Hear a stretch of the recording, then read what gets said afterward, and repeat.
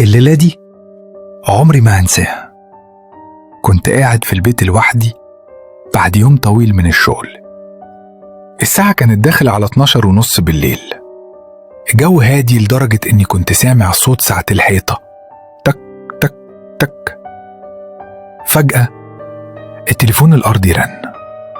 بصيت ناحية السماعة باستغراب، أصل قليل جدا حد بيتصل على الخط الأرضي دلوقتي.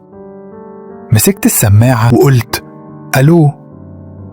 مفيش رد، بس كان في صوت أنفاس تقيلة كأن حد بيتكلم من أوضة مليانة فراغ يدق بسرعة. قلت يمكن خط مقطوع ولا حاجة، بس فجأة سمعت صوت واطي، صوت حد بينده اسمي، محمود. ساعتها اتجمدت تاني. اللي زود الرعب إن الاسم اتقال بنفس طريقة جدي الله يرحمه، بنفس النبرة، مع إن جدي مات من سنين.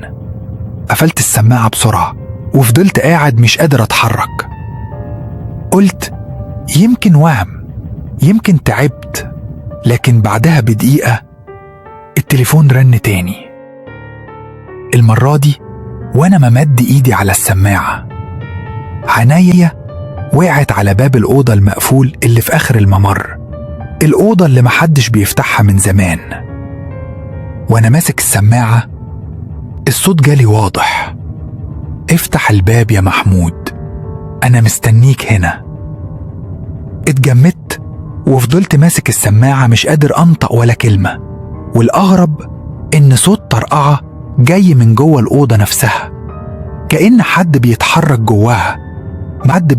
جواها، مع إن المفتاح معايا من سنين والأوضة فاضية تماما. ويا جماعة لو القصة دي شدتكم اعملوا متابعة وشير، ولو عندكم قصة مرعبة حصلت معاكم أو سمعتوا بيها ابعتوها لي، وما تنسوش تعملوا متابعة عشان اللي جاي أخطر وإرعب.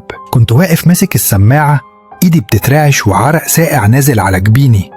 الصوت من الطرف التاني بيقول افتح الباب أنا مستنيك. بصيت ناحية الممر الطويل، الباب الخشبي اللي في آخره باين زي نقطة سودة، حواليه عتمة تقيلة، والنور اللي فوق دماغي بيرعش كل شوية. قفلت السماعة بسرعة، لكن الغريب إن الصوت موقفش، لسه سمعه جوه وداني كأنه مش محتاج خط تليفون أصلا. خطوة ورا خطوة بدأت أقرب ناحية الممر. كل ما أقرب أحس الجو أبرد، والهوا في البيت ساكن مفيش نسمة، لكن أنا سامع نفس طويل طالع من جوه الأوضة. وصلت قدام الباب، إيدي ممدودة على المقبض، قلبي بيدق بسرعة، عقلي بيقولي ما تفتحش، لكن في نفس اللحظة الباب خبط خبطتين من جوه. رجعت خطوتين لورا وأنا متجمد. بعدين سمعت صوت الكرسي الخشبي اللي جوه الأوضة بيتسحب على الأرض ببطء، صوت صرير يعور الأذن. الموضوع خرج عن السيطرة. جريت على النور الرئيسي عشان أنور الشقة كلها، بس الصدمة إن الكهرباء قطعت. البيت غرق في ظلمة كاملة، مفيش غير نور خافت من الشباك جاي على الممر زي شبح. رجعت أقعد على الأرض حاطط إيدي على وشي وبحاول أستوعب، لكن فجأة التليفون الأرضي رن تاني. المرة دي الرنة ما وقفتش، رنة طويلة كأن السماعة معلقة بين الحياة والموت. جمعت شجاعتي وروحت بسرعة، مسكت السماعة وصرخت انت مين؟ عايز ايه مني؟ الصوت جالي هادي جدا، أقرب لوشوشة شيطان. أنا مش غريب عنك، أنا من بيتك، من أوضتك. وبعدين السماعة وقعت من إيدي لوحدها وهي لسه متصلة. والأغرب إن باب الأوضة اللي في آخر الممر اتفتح ببطء، وصوت صرير الخشب بيشق سكون الشقة. وقفت مش قادر أتحرك وفضلت أبص جوه. الظلمة أعمق من العادي، لكن كان في حاجة بتتحرك جوه، حاجة طويلة ورفيعة ووشها مش باين. الكيان اللي جوه الأوضة بدأ يزحف ناحية الباب، مش بخطوات بشرية، لأ، كان بيتحرك كأنه بيتزحلق على الأرض ببطء، لكن صوته تقيل زي ما يكون الأرض نفسها بتتألم من تحته. النور الخفيف اللي داخل من الشباك وقع على ايديه، ايدين مش طبيعية، عظم بارز وأظافر طويلة سودة شكلها زي مخالب. أنا متجمد، عيني ما بتترمش ولساني عاجز ينطق. كل ما يقرب أحس وداني بتسخن، كأني في صوت همس جوه دماغي مش في ودني. ليه فتحت الباب؟ كنت سايبني نايم. الكلمة دي دوت جوه عقلي. حسيت إن رقبتي بتتقفل، كأني مش قادر أتنفس. وبعدين الكيان وقف عند عتبة الباب. شعاع النور وقع على وشه، بس الغريب إن مفيش ملامح. وشه كله زي دخان اسود متحرك، وكل ثانية بيتغير. مد ايده الطويلة وحطها على الحيطة جنب الباب، وفجأة كل صور العيلة اللي معلقة على الحيطة وقعت على الأرض مرة واحدة. الصوت اللي جوه دماغي اتغير، بقى صوت طفل بيضحك ضحكة صغيرة بس وراها حاجة شريرة. الموبايل في جيبي فجأة نور لوحده. طلعت أبص، لقيت جديد، صورة جديدة في المعرض. فتحتها، الصدمة إن الصورة كانت ليا، واقف قدام الأوضة والكيان ده واقف ورايا بالظبط، والمخالب على كتفي. ساعتها النور كله رجع مرة واحدة، لكن لما بصيت قدامي الأوضة كانت فاضية، الباب مقفول، كأن ولا حاجة حصلت. أنا قاعد على الأرض، إيديا بتترعش وببص في الموبايل. لقيت الصورة اختفت، لكن مكانها ظهر فولدر جديد اسمه الليلة الأولى. فتحت الفولدر وما فيهوش غير صورة سودة وتحتها مكتوب لسه البداية. أنا قاعد على الأرض، نفسي متقطع والعرق مغرق جسمي. كل حاجة حواليا راجعة طبيعية، بس الموبايل في إيدي كان تقيل كأنه حجر. عينيا معلقة على الفولدر اللي اسمه الليلة الأولى. إيدي كانت بترتعش وأنا بفتح الصورة التانية. الصورة المرة دي مش سودة، الصورة كانت للأوضة نفسها بس بشكل مختلف. السرير متكسر، المراية متشعرة، وعلى الحيطة مكتوب بالدم لسه ما نمتش. أنا اتجمدت، لأن ده نفس خط الإيد اللي كان على الورقة اللي لقيتها قبل كده. وفجأة الموبايل رن، اسم المتصل الأوضة. اتجمدت، إزاي الأوضة تتصل بيا؟ رديت وداني بتولع. سمعت صوت نفس التقيل مع وشوشة أطفال. انت اخترت الطريق، مش هتعرف ترجع. الصوت اتبدل فجأة لصوت أمي، صوتها الطبيعي. يا حبيبي ما تسيبش الباب مفتوح. صرخت ماما ماما انت فين؟ لكن الخط اتقطع. قمت جري على باب الأوضة، لقيته مقفول بالمفتاح من بره.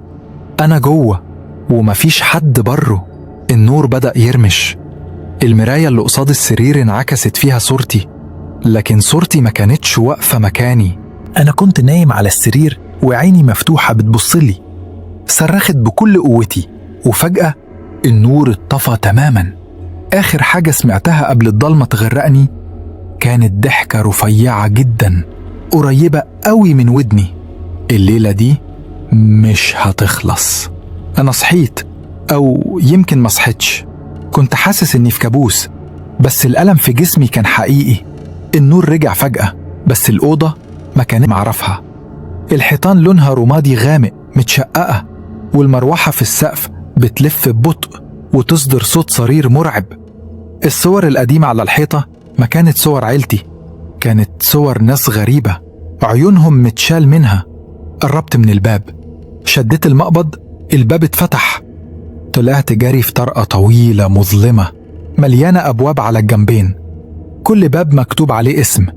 ولما قربت من باب في النص لقيت اسمي مكتوب بخط الدم. ايدي اتلجت وسمعت صوت الموبايل بيرن تاني من جيبي. بصيت، المتصل انت. رديت، لقيت صوتي أنا. ما تفتحش الباب، لو فتحت مش هتخرج تاني. صوتي نفسه بيحذرني. ازاي؟ بس الفضول قتلني. قربت من الباب اللي عليه اسمي، ايدي ارتعشت وانا بحط المفتاح اللي لقيته قبل كده. فتحتها واللي شفته جوه خلاني أطمئن إني مت من بدري. الأوضة كانت مليانة سرائر حديد وعليها جثث متغطية بأكياس سودة. واحد من الأكياس بدأ يتحرك، وبصوت مخنوق جوه الكيس سمعت صوتي بيقول: علام، اقفل الباب قبل ما نصحى كلنا. النور طفى مرة واحدة والكيس كله اتشق من النص. أول ما الكيس اتشق، ايدين بيضة بحتة خرجت من جوه، والوش اللي طلع كان وشي أنا. وقفت متجمد، قلبي بيخبط في ضلوعي، مش قادر أتحرك. بس قبل ما استوعب، باقي الأكياس بدأت تتحرك هي كمان. صوت خطوات تقيلة وزحف، وكأن الأرض نفسها بتتهز. واحد ورا التاني الأكياس بتتفتح وكل جثة بتقوم. والمصيبة إنه كلهم كانوا بشكلي، نسخ مني. واحد بيضحك بصوت مجروح، واحد عيونه سودة فاضية، واحد جلده متقطع وبيسحب رجله ورا. كل نسخة أقرب لنسخة مشوهة مني. رجعت لورا وأنا بترعش. الموبايل رن تاني، المتصل أنا الأخير. رديت، سمعت نفس الصوت لكن أعمق، أخطر، وكأنه بيطلع من جوه قبري. ما كنتش المفروض تفتح الباب دلوقتي. مفيش غير طريقة واحدة تنجو، انت لازم تاخد مكانك بينهم. النور وللة والطرقة رجعت تبان قدامي، بس المرة دي كل الأبواب اتفتحت لوحدها، وورا كل باب كان في نسخة تانية مني مستنياني. الجثث اللي في الأوضة بدأت تتحرك ناحيتي، والأرض نفسها بتسحبني لجوه. قبل ما أصرخ الموبايل وقع إيدي. الشاشة نورت كلمة واحدة بس: دورك جه. الجثث حواليا، النسخ مني بتقفل الطرقة من كل ناحية. كل واحد فيهم بيقرب بخطوات بطيئة، بس عينيهم بتلمع كأنها بتنور في الضلمة. سمعت وشوش، مش صوت واحد، لأ، أصوات كتيرة كلها صوتي: بيت، ارجع مكانك، دورك جه. انسرت، مفيش هروب. ايدي اتجمدت على الحيطة وانا بدور على اي باب، اي مخرج، لكن كل باب بقى وراه نسخة مني واقفة مبتسمة ابتسامة ميتة. الموبايل اللي وقع على الارض نور لوحده من تاني. الكاميرا اشتغلت وبتعرض صورة مش للطرقة لكن ليا، وانا واقف دلوقتي محاصر بالنسخ، زي ما يكون في حد بيصورني من زاوية انا مش شايفها. الوشوش كلها قربت مني، نفس الابتسامة الباردة، نفس العيون الفاضية. واحدة من النسخ مدت ايدها، لمست كتفي. حسيت ببرودة الموت بتسري في جسمي. الأنفاس تقيلة، الصوت في دماغي بيعلى: انت اخترت تدخل، مفيش رجوع. وفجأة النور قطع. صرخة مليت الطرقة، مش عارف كانت مني ولا من النسخ. ولما النور رجع كان الموبايل لوحده واقع على الأرض، الشاشة مطفية والأوضة فاضية. النور رجع، الطرقة فاضية، النسخ كلها اختفت. أنا وقعت على الأرض ماسك الموبايل، وبنفس اللحظة لقيته بيرن. الاسم اللي على الشاشة أنا. قلبي وقع، إزاي موبايل بيرن من نفسي؟ رديت وأنا مش قادر أتنفس. الصوت جه، نفس صوتي لكنه أعمق، أبرد: مبروك، بقيت واحد منا. حسيت الأرض بتتهتي والمبنى كله بيتنفس كأنه حي. صرخت لكن الصوت اللي طلع مش صوتي، كان صوت النسخ اللي شفتها. الموبايل وقع من ايدي، الشاشة اتحولت لمراية، ولما بصيت ما لقيتش وشي. كان في نسخة تانية واقفة بتبتسم، مدت ايدها من الشاشة، مسكت رقبتي وشدتني لجوه. آخر حاجة شفتها إن جسمي الحقيقي وقع على الأرض زي جثة، والموبايل فضل يرن. المتصل أنا.